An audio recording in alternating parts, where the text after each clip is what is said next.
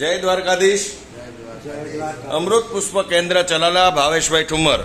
અમૃત પુષ્પના સેવનથી ખૂબ સરસ રિઝલ્ટ આવ્યું છે. ભાઈ આવ્યા છે, એમની સાથે વાતચીત કરીએ. ભાઈ, કયું ગામ? પરબવડી. તમારું આખું નામ જણાવો.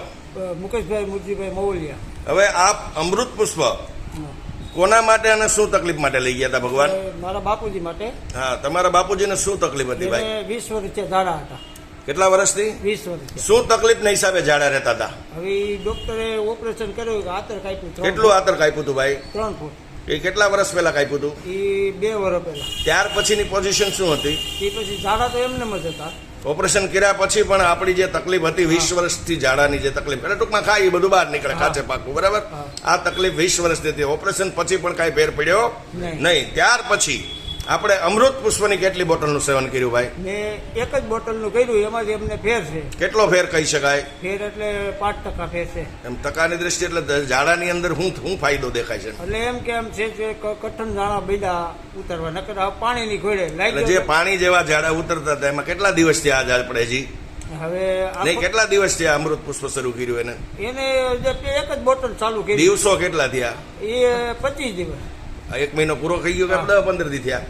25 દિવસ થઈ ગયા તમારે? ઓકે. એટલે એક બોટલથી તમને જે પાણી જેવો મળ આવતો હતો એના બદલે અત્યારે કઠણ મળ આવવાનું શરૂ થઈ ગયું. એટલે તમારી દ્રષ્ટિએ રિઝલ્ટની શરૂઆત થઈ ગઈ. એટલે ચૂચક કેસ જ કહી શકાય. ટકાની દ્રષ્ટિએ ખ્યાલ ના આવે, પણ જે આપણે પાણી જેવા ઝાડા થતા હતા એને બદલે અત્યારે બંધાયેલો મળ શરૂ થઈ ગયો છે.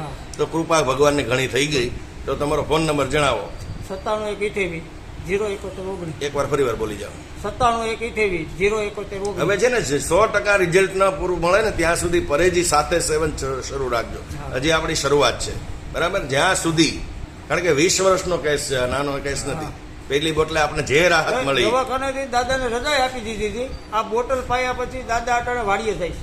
એટલે હાવ ટોકમાં તો રજા લગાડે. કેટલા રાખું ટ્રેક્ટર રહી. એટલે હું કીધું તું ડોક્ટરે એમ કહી દીધું કે ભાઈ 5 દિવસ આ દાદા કાઢશે અને રજા આપી ગયું. 2 લાખનું અનિક્ષન, એવા 12 અનિક્ષન આવતા હતા. મેં કીધું આપણી પાસે પૈસા છે નહીં, બરાબર? દાદા ભલે વિયા થાય, પણ આ બોટલ પાયા પછી દાદા અટાણે વાડીએ 24 કલાક તો તમે રિઝલ્ટ ટકામાં તો આમાં શું ગણવું? આમાં ભગવાનની કૃપા જ થઈ ગઈ, બરાબર?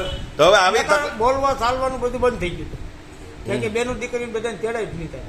પાણી પાવાની તૈયારી હતી. પાણી પાવાની તૈયારી તો અકલ્પનીય રિઝલ્ટ કહેવાય.